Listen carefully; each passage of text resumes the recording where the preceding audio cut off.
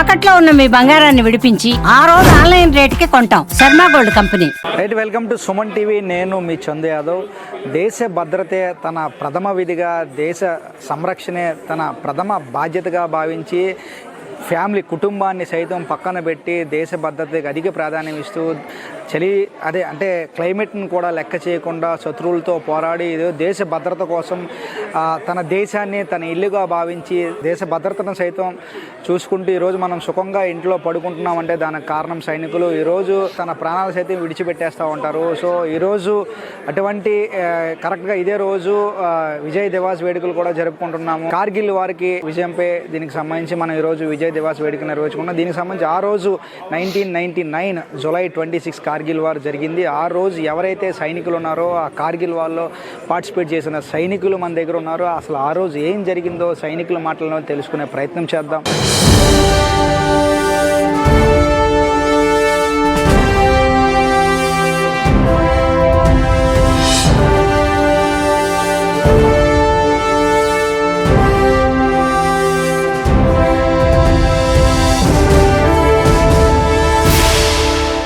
So sir చెప్పండి, అసలు ఆ కార్గిల్ వార్ అసలు ఎందువల్ల జరిగింది సార్?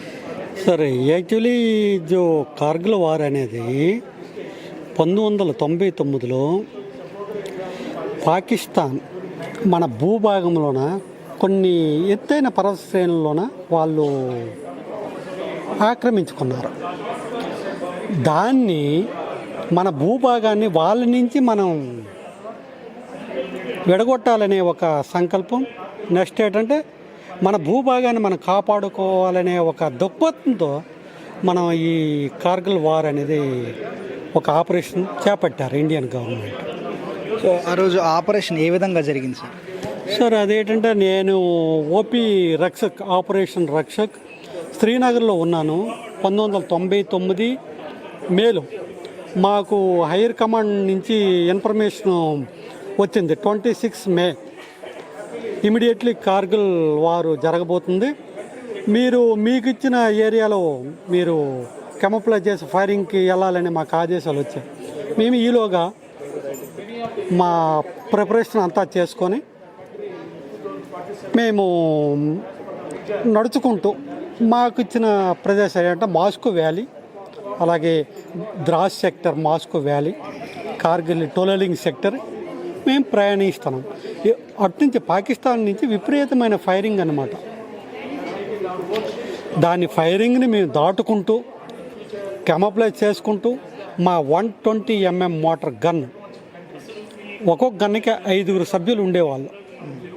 ఆ సభ్యులు 120 mm motor gun weight 421 kg, 421 kilos.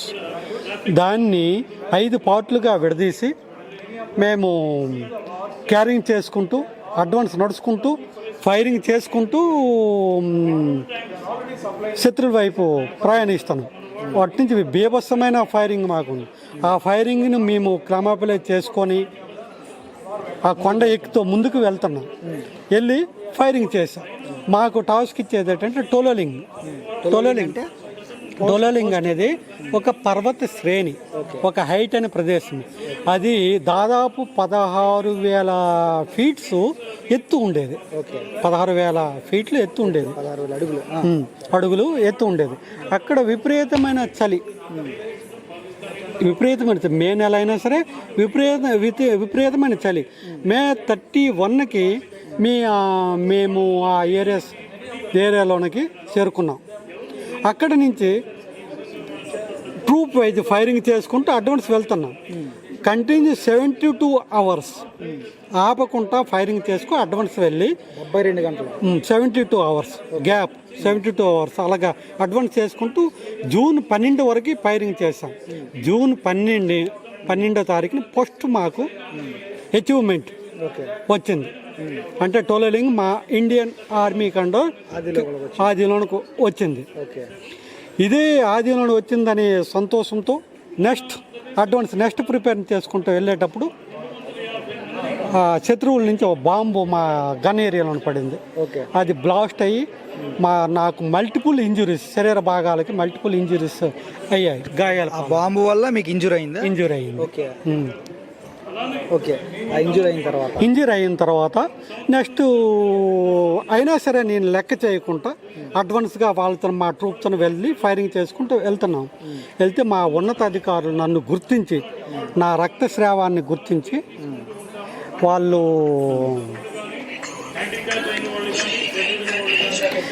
ఉన్నతాధికారులు గుర్తించి బై హెలీ ద్వారా నాకు బేస్ హాస్పిటల్ జాయిన్ చేశారు. అక్కడ కొన్నాళ్ళు ట్రీట్మెంట్ చేసుకున్న తర్వాత నెక్స్ట్ మళ్ళా కార్గిల్లోనికి మళ్ళా పోస్టింగ్ ఇన్ అయ్యాను. కొన్ని 1 year 2 years అక్కడ రొటీన్ అయిన తర్వాత నెక్స్ట్ రొటీన్ అయిన తర్వాత కార్గిల్ నుంచి వేరే చోటకి పోస్టింగ్ వచ్చింది. నెక్స్ట్ ఏంటంటే ఆ తర్వాత వచ్చిన ఆపరేషన్ నెక్స్ట్ పార్లమెంట్ అటాక్ ఒకటి జరిగింది.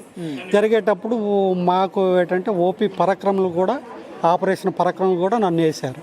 అక్కడ కూడా కొన్ని బాధ్యతలు నిలబెట్టాను. అలాగే ఆ డ్యూరేషన్ తర్వాత నెక్స్ట్ ఈ కార్గిల్ వారు ఎన్ని రోజులు నడిచింది సార్? దాదాపు కార్గిల్ వార్ అనేది మే నెలలోనే స్టార్ట్ అయ్యి జూలై 26th వరకు కంటిన్యూ అయ్యింది. ఇంచుమించు ఒక 50 days వార్ కంటిన్యూ అయింది మనకి పాకిస్తాన్. కంటిన్యూ అయ్యింది. ఓకే సార్, మీరు చెప్పండి, ఈ కార్గిల్ వార్లో మీరు కూడా పార్టిసిపేట్ చేశారు. సో ఏమి ఇంజురీస్ అయ్యాయి సార్ మీకు? నా పేరు టొంప నీలాచలం. ఓకే. మీ కుడి చేతికి దెబ్బ తగిలిందా? ఇది బుల్లెట్? ఓకే.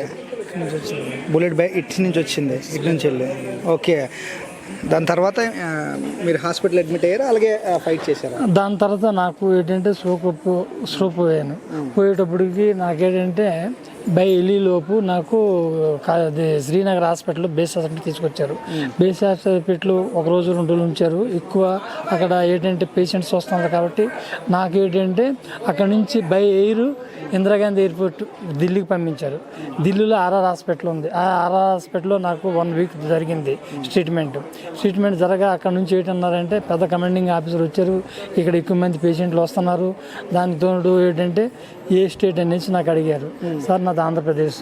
ఓకే, నీకు హైదరాబాద్ పంపించేస్తామన్నారు. సికింద్రాబాద్ ఎంహెచ్ పంపించేస్తున్నాం. రేపు నాకు రిజర్వేషన్ ట్రైన్లు చేసేటప్పుడు అక్కడ మేజర్ జనరల్ చౌదరి మేడం ఉంది, వచ్చింది, తెలుగు నేమ్ బోర్డు చూసిన తర్వాత నీకు దగ్గరలో ఏ ఊరమ్మా అనేది ఉంది. నాది శ్రీకాకుళం జిల్లా పలాస అని చెప్పాను. చెప్పేటప్పుడు ఆమె ఏంటంటే నీకు INSS కళ్యాణ్ నేవీ హాస్పిటల్ ఉంది కదా విశాఖపట్నం, సింధియా, అక్కడికి వెళ్ళిపోవచ్చు కదా అని అంది. సో మేడం ఇలాగా నాకు కమాండ్ ఆఫీసర్ పంపించేస్తానంటే గంట మేడం ఫోన్ చేసి కమాండ్ ఆఫీసర్ చెప్పి ఆయన శ్రీకాకుళం పలాస అక్కడ నుంచి ఆయన దగ్గర ఉంటుంది, వెళ్ళి రావడానికి వాళ్ళతో ఇంట్లో చాలా బాధపడుతున్నారని చెప్పేసి నాకు అక్కడ INS కళ్యాణ్ పంపించారు. INS కళ్యాణ్లో నాకు ట్రీట్మెంట్ అయిన తర్వాత అక్కడ నాకు 1 వారం అయిన తర్వాత నాకు సిక్ లీవ్ ఇంటికి పంపించారు. సిక్ లీవ్ 20 days నేను కట్ చేసి ఇంకెగైన్ INS కళ్యాణ్కి రిటర్న్ వచ్చిన తర్వాత నా యూనిట్ 7th ఫీల్డ్ రెజిమెంట్ అదేమో లేలో ఉంది, లే లదాఖ్లో ఉంది. మరి నాకు ఫీల్డ్ అథరైజ్ లేదు కాబట్టి నాకు ఫీజులోతో పంపించారు. నా రికార్డ్ ఆఫీస్ నాసిక్, మహారాష్ట్ర. నాసిక్ వెళ్ళిన తర్వాత నాసిక్లో ఉన్నాను. నాసిక్లో స్టేట్మెంట్ అయ్యి అక్కడ నుంచి INSS కొలాబ్ అశ్విని బొంబాయి అక్కడ బొంబాయిలో నాకు స్టేట్మెంట్ జరిగిన తర్వాత నాకు ఇంకా అక్కడ నుంచి సిక్ లీవ్ పంపించారు. సిక్ లీవ్ అయిన తర్వాత నేను కేటగిరీ అయిపోయాను అనమాట, మిలిటరీకి అన్ఫిట్ అయ్యాను అనమాట. అన్ఫిట్ అయిన తర్వాత నాకు ఎగును సార్ వచ్చి నీకు సర్వీస్ చేస్తావు ఏంటంటే అప్పుడు నాది 8 years సర్వీస్ అయినది. 8 years సర్వీస్లో నేను ఏంటంటే నేను చేస్తున్నానని అన్నాను. దాని తర్వాత అలాగే సర్వీస్ చేయించారు. అప్పుడు మనకి ఏదైతే యుద్ధం జరిగిందో అప్పుడు పరిస్థితులు ఎట్లా ఉండేవండి?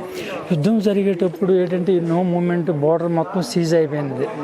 బోర్డర్లో ఎవరు కానీ వెళ్ళి రావడానికి ఏంటి లేదు, మాకు భోజనాలు కూడా లేవు. మేము ఏంటంటే వాళ్ళు మా ఎదురుగా పోస్టులో ఉన్నారు.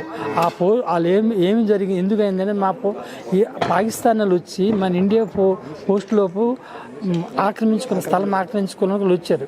వాళ్ళకి తిప్పి కొట్టాలనేసి టోటల్ 2 months అయిందనమాట యుద్ధం జరుగుతూ.